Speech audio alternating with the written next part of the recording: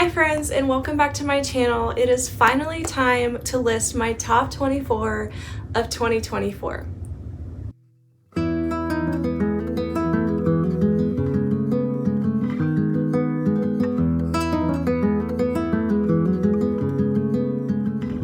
I am so excited, and I know this video is the long-awaited video for so many people that make YouTube videos for books. This is one of our favorite videos to watch and has taken me a minute to get it done. I've had so many things going on, but I am so excited to go over my favorite books of the last year.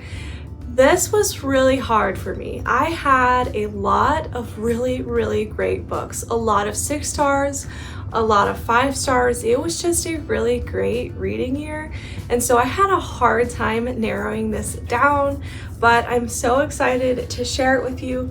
I hope that you can hear me well. My microphone is currently dead, so I was not able to use it this time, but I wanted to go ahead and get this video filmed while I could, so just bear with me and we'll get started. I'm gonna start with the lowest. This does not mean this book is ranked low in my mind. I just had to put something on the bottom, and honestly, all of these are 5 stars and 6 stars, every single one. So it was hard to narrow it down because I had so many 5 stars. So just know that every single one of these books were fantastic, incredible books, because I do not give out my 5 stars lightly, which is why this is so shocking that I have this many. Coming in at number 24 is Behind Closed Doors. This thriller was so good to me. I flew through this. I believe I read it in a day. I do not love thrillers, and so that is saying a lot for me, but I thought this one was excellent. It had some things that reminded me of The Housemaid, and I felt like this was done so much better. I highly recommend reading this thriller. Coming in at 23 is Malibu Rising by Taylor Jenkins Reid. This was my first Taylor Jenkins read, and I loved it.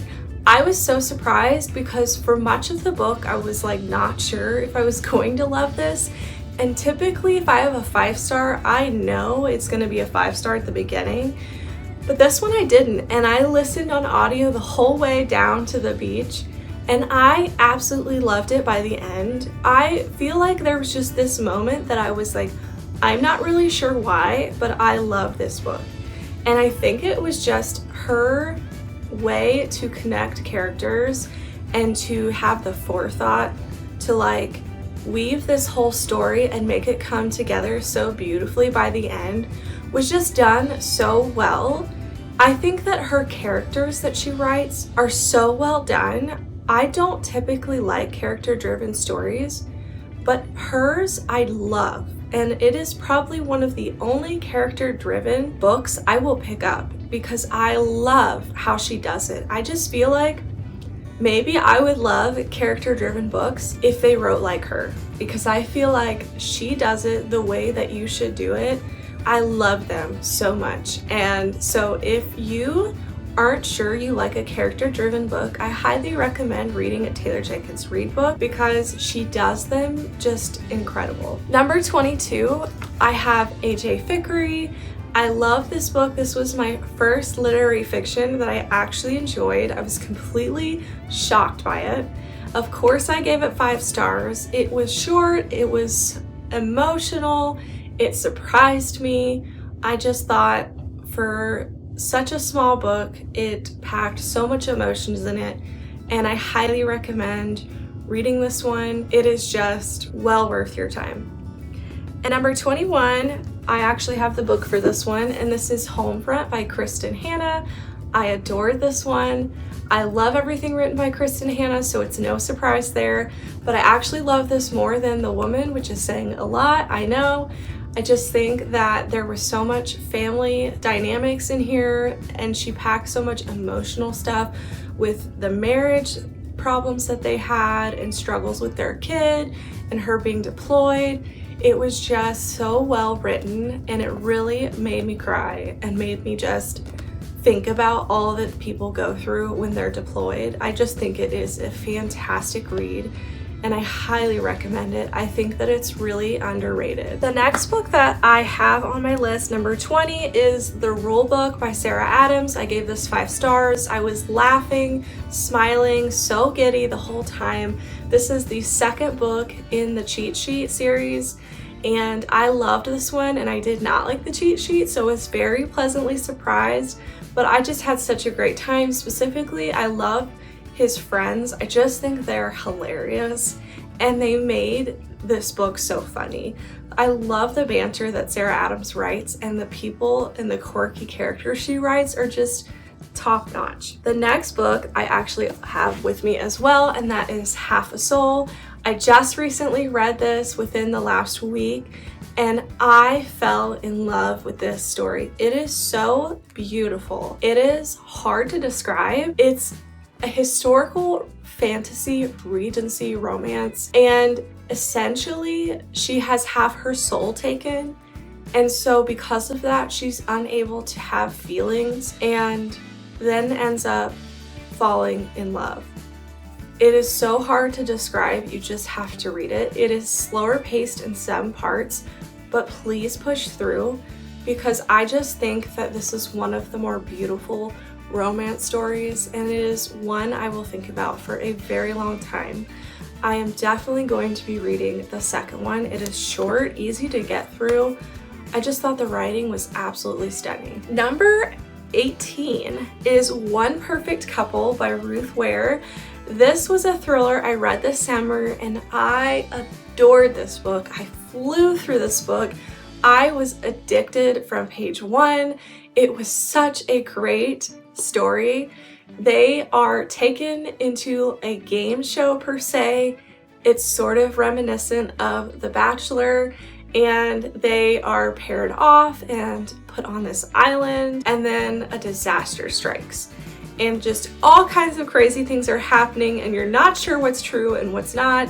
I didn't see any of it coming, and I just thought it was such a good time. I really, really love Ruth Ware's newer thrillers. And then number 17 is Expiration Dates by Rebecca Searle. This is another book that took me by surprise because it is more of a literary fiction. Magical realism. It's probably the first magical realism that I actually read and realized that I really loved magical realism. And so because of that, I went on to read a lot more of that.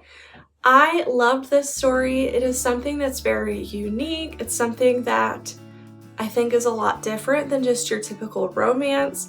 And I know so many people, every time I bring this up, they're like, okay, but I hated her book, One Italian Summer.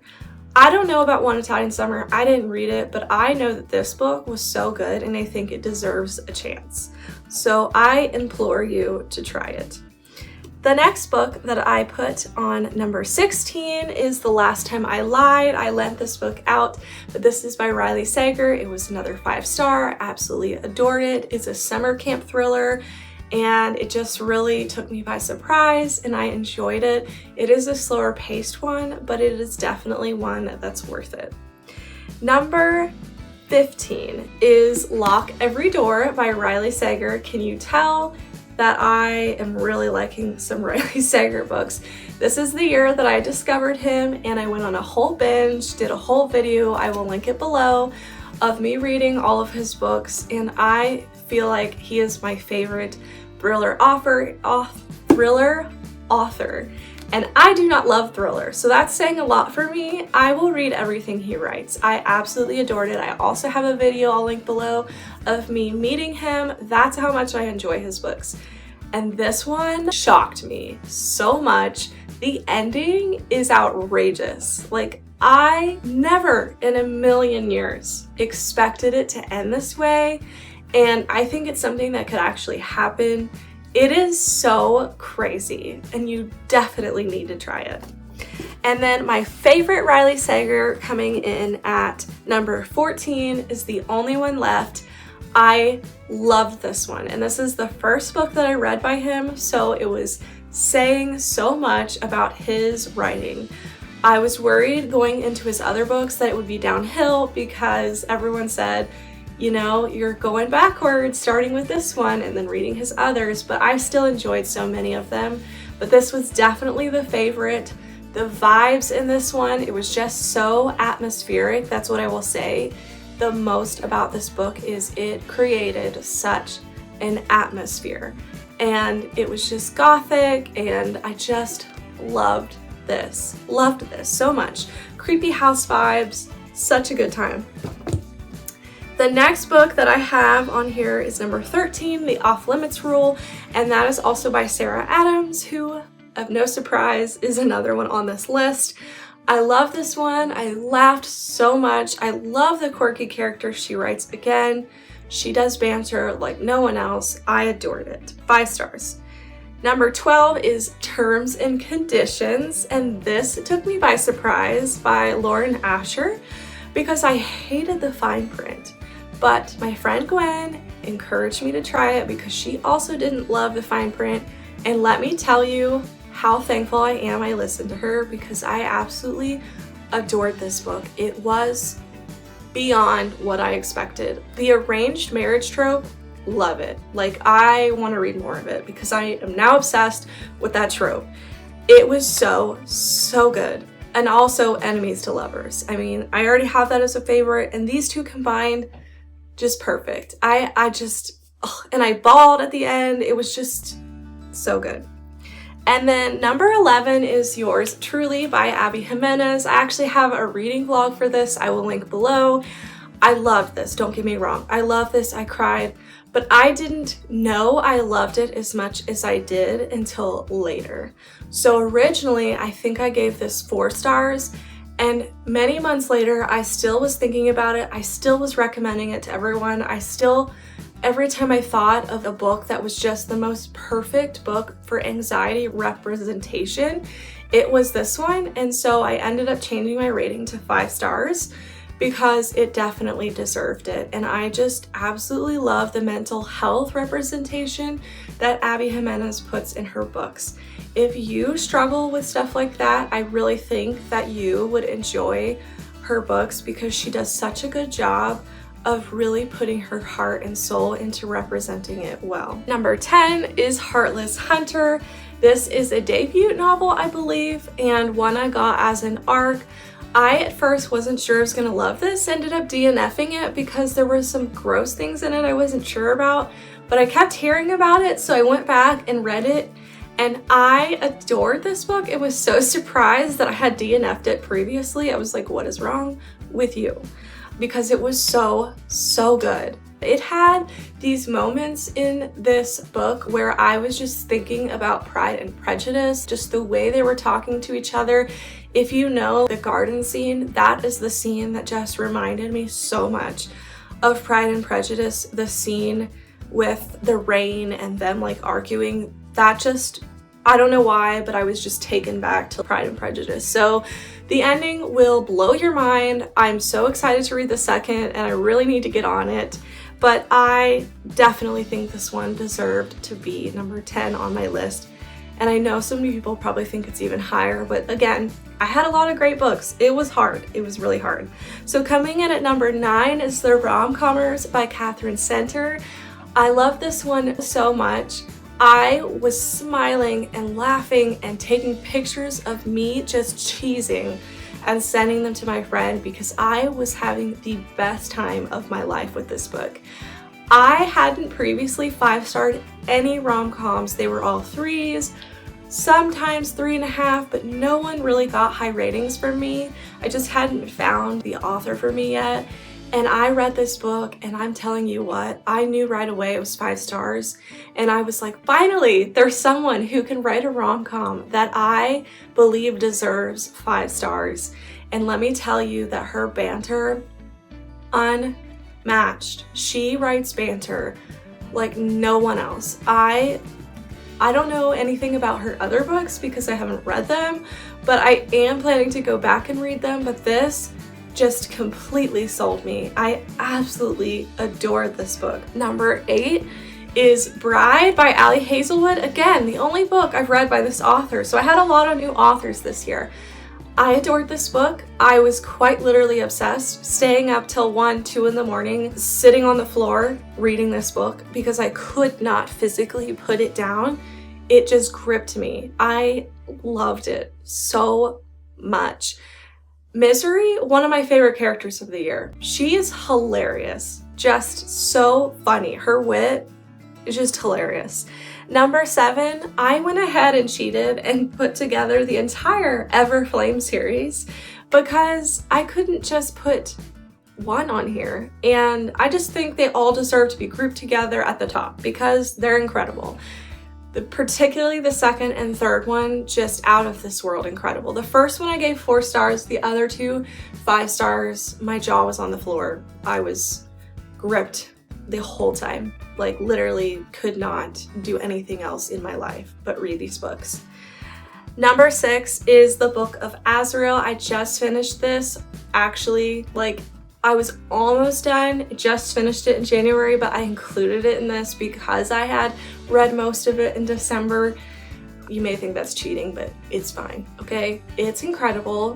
One of the best fantasy romantasy books I've ever read. And I can't even describe it to you, but I was swooning. It was so good, so good. Number 5 is The 7-Year Slip by Ashley Poston. And let me tell you, I gave this 6 stars. I did. It was an easy 6 stars. This writing was beautiful. This story was so beautiful.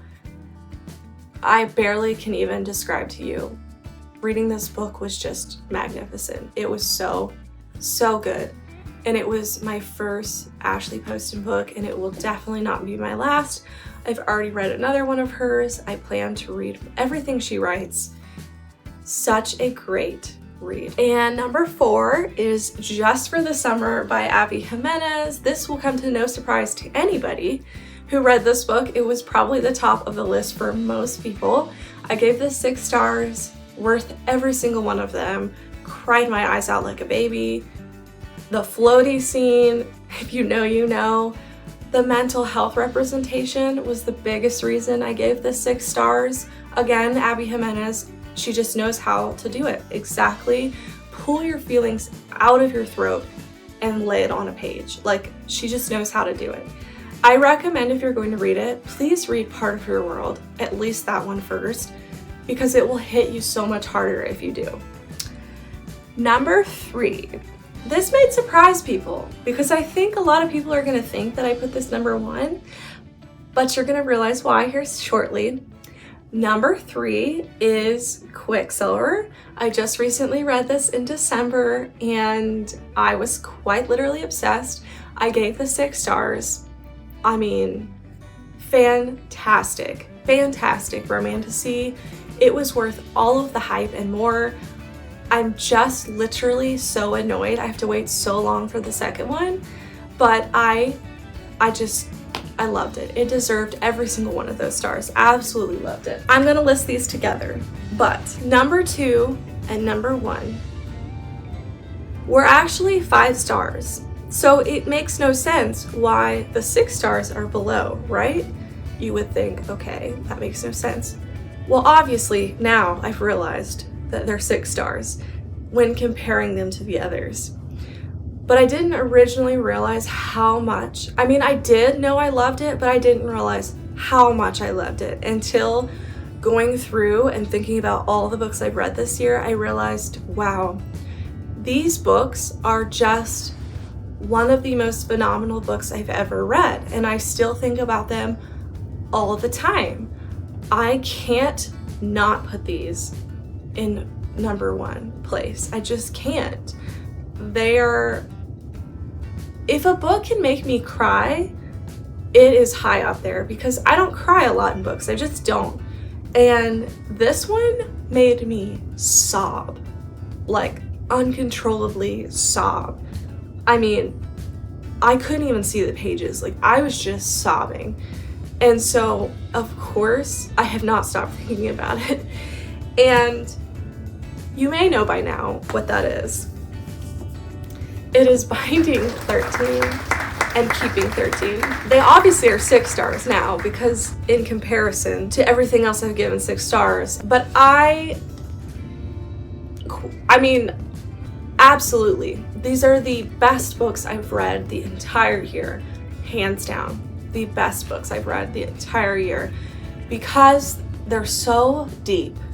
They dig so deep, and there is so much hard topics in here I typically would not read at all. I would steer away from these because they're very hard topics. There's a lot of language in them, but it's just the most beautiful story, one of the most beautiful stories I've ever read. And Shannon and Johnny, their love is so pure and just one of the best book couples I've ever read, hands down. And so absolutely, these deserve to be at the top of my 24 list for 2024. And specifically, Keeping 13 would be number 1 and Binding 13 would be number 2. This is book 2, but this is the book that I was uncontrollably sobbing in. So number 1 for sure. So look up all the triggers for those. Do not read these books until you look up all the triggers, just saying. But I hope you guys enjoyed hearing my 24 for 2024. I had a hard time picking these this year. This was a real big struggle for me and it took me some time, but I feel like all of these books deserved to be on my list, and there are some that I still would have put on here but just had to pick 24. So I hope that you guys enjoyed this video. I hope that you have been able to find some books that you're interested in reading now. And until next time, friends, remember to read what inspires you. Bye.